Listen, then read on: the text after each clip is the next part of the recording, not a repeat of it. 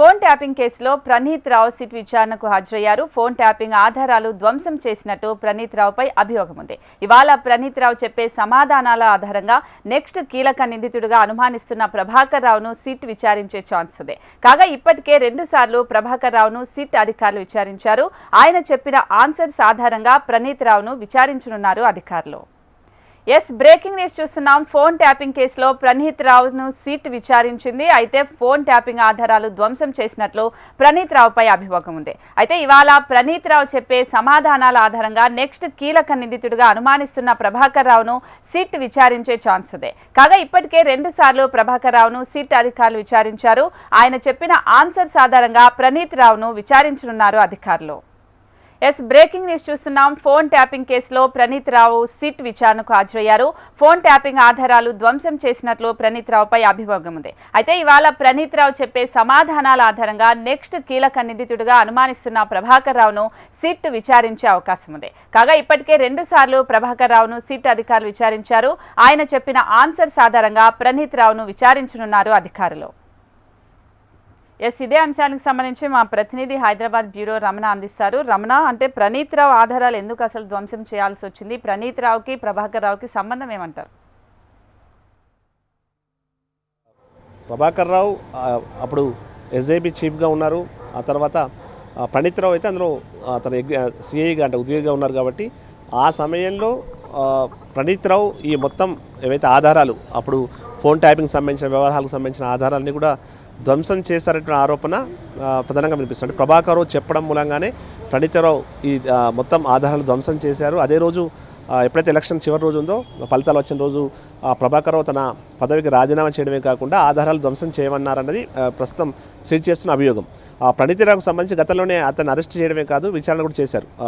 ఈ పరిస్థితిలో ప్రస్తుతం ప్రభాకర్ రావు అయితే తాను ఎవరికి ఎలాంటి ఆదేశాలు జారీ చేయలేదు, ఆధారాలు ధ్వంసం చేయాల్సిన అవసరం వచ్చినటువంటి ప్రశ్న ఆయన పదే ఆయన ఉత్పన్నం చేయడంతో ప్రస్తుతం అయితే ప్రణీత్ రావును కూడా మరొకసారి విచారించి ప్రణీత్ రావు ద్వారా మరింత సమాచారం రాబట్టి అప్పుడు మళ్ళీ రేపు, ఎందుకంటే రేపు మళ్ళీ ప్రభాకర్ రావును మరోసారి విచారణకు రమ్మన్నారు కాబట్టి ఆయన ముందు మరింత బలంగా ఆయనను క్వశ్చన్ చేయడానికి అవకాశం ఉంటుంది. కాబట్టి ప్రస్తుతం ప్రణీత్ రావును విచారణకు ఈరోజు మళ్ళీ పిలిచారు. ఇప్పుడు ప్రస్తుతం అయితే ఇంతకుముందే ప్రణీత్ రావు జూబ్లీహిల్స్ పిఎస్కి సిట్ కార్యాలయం చేరుకున్నారు.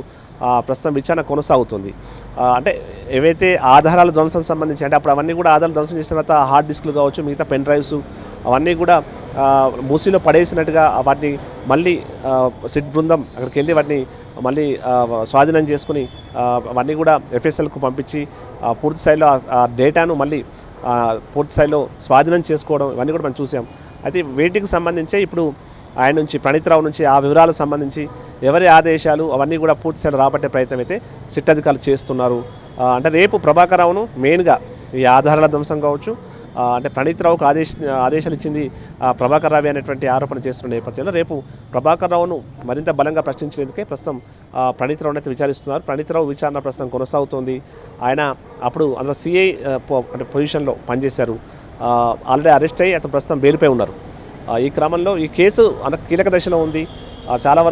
చాలామంది వ్యక్తులకు సంబంధించిన ఫోన్లు పూర్తి స్థాయిలో ట్యాపింగ్ చేశారు. ప్రతిపక్షాలకు సంబంధించిన నాయకుల ఫోన్లే కాకుండా కొంతమంది జర్నలిస్టులు, జడ్జిలకు సంబంధించిన ఫోన్లు ట్యాప్ చేసినటువంటి ఆరోపణలు ప్రధానంగా సిట్ చేస్తున్న క్రమంలో ఇప్పుడు వాటికి సంబంధించి ఆయన విచారిస్తున్నారు. అంటే ముఖ్యంగా కేసులో ప్రభాకర్ రావు కీలక నిందితున్నారు. అయితే ప్రభాకర్ రావు ఈ 2 రోజులు సిట్ ముందు విచారణకు హాజరైనప్పుడు ఆయన పెద్దగా సహకరించలేదు.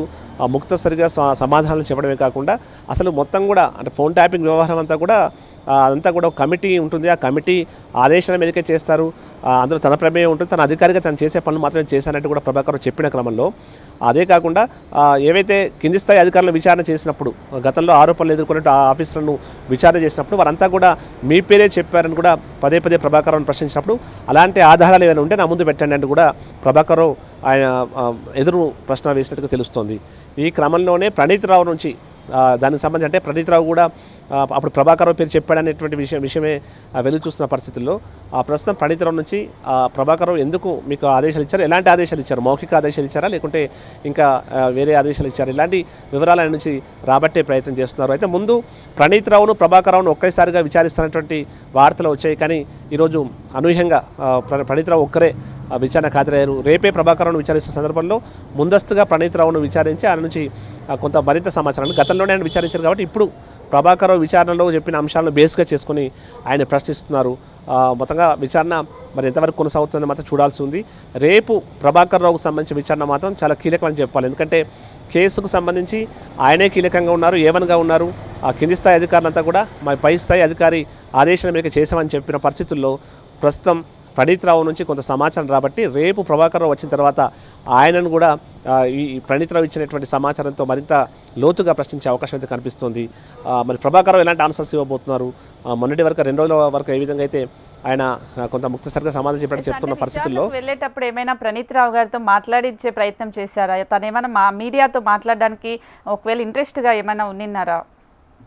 ప్రణీత్ రావు వచ్చినటువంటి విషయం అసలు మీడియాకు కూడా ఎలాంటి సమాచారం లేదు. ప్రణీత్ రావు విచారణకు హాజరైన తర్వాతే మీడియాకు తెలిసింది. అంటే ప్రణీత్ రావుకు అసలు విచారణకు సంబంధించి నోటీస్ ఇచ్చిన విషయం కూడా మీడియాకు లీక్ కాలేదు. అంటే ఇద్దరిని కలిసి విచారణ చేస్తారనేటువంటి కొన్ని వార్తలు వచ్చాయి కానీ పూర్తి స్థాయిగా ఎవరికి దానికి సంబంధించిన సమాచారం అయితే లేదు. ప్రణీత్ రావు ఆల్రెడీ విచారణలో ఉన్నారు. ప్రస్తుతం విచారణ దశలో ఉన్న సందర్భంలో ఎవరు కూడా మాట్లాడడం కూడా పెద్దగా ఇష్టపడరు, నిరాకరిస్తూనే ఉంటారు. ఎందుకంటే కోర్టు పరిధిలో ఈ అంశం ఉంది కాబట్టి ఇప్పుడు మాట్లాడడం కూడా సరికాదు కాబట్టి ఎవరు ఈ సమయంలో మాట్లాడరు. మొత్తంగా ప్రణీత్ రావు అయితే అంటే ప్రభాకర్ రావు సంబంధించిన విషయం అంటే తన ఆధారాలను ధ్వంసం చేయడం కారణం ఏంటి? ఎందుకంటే మొత్తం ఆధారాలను కూడా ప్రణీత్ రావు ధ్వంసం చేశాడు అనేటువంటి ఆరోపణలు సెట్ చేస్తున్న క్రమంలోనే వాటికి సంబంధించి ఆయన క్వశ్చన్ చేస్తూ ఉన్నారు. ముఖ్యంగా ప్రభాకర్ రావు ఆదేశాల మేరకు ఎంత చేశారనేదే ఆయన నుంచి రాబట్టే ప్రయత్నం అయితే చేస్తున్నట్టుగా తెలుస్తుంది. మరి రేపు ప్రభాకర్ రావు ఏం చెప్తారు? ప్రభాకర్ రావు కొత్త పేర్లు తెరపైకి తీసుకొస్తారా? ఒకవేళ ఈ కేసులో కొత్త పేర్లు వస్తే ఎవరి పేర్లు వస్తాయి? ఇలాంటి కొంత చర్చ పెద్ద ఎత్తున జరుగుతుంది. రాజకీయంగా కూడా ముడిపడి ఉన్న కేసు కాబట్టి తీవ్రమైన ఒక టెన్షన్కు కారణం అవుతుందని చెప్పాలి, ఉత్కంఠ కారణం అవుతుందని చెప్పాలి. ఎందుకంటే ఒకవేళ అప్పటి ప్రభుత్వ పెద్దల పేర్లు మాత్రం బయటకు వస్తే వారికి కూడా నోటీస్ ఇచ్చే అవకాశం ఉన్నటువంటి వార్తలు కూడా ప్రధానంగా వినిపిస్తున్నాయి. మరి రేపటి ప్రభాకర్ రావు విచారణ కోసం ఈరోజైతే ప్రణీత్ రావును విచారిస్తున్నారు. మరి ఎంతసేపు జరుగుతుంది, ఎలాంటి వివరాలు ఆయన రాబట్టబోతున్నా మాత్రం మరి కాసేపట్లో తెలిసే అవకాశం ఉంటుంది. Swapnika. Right Ramana, thanks for the updates.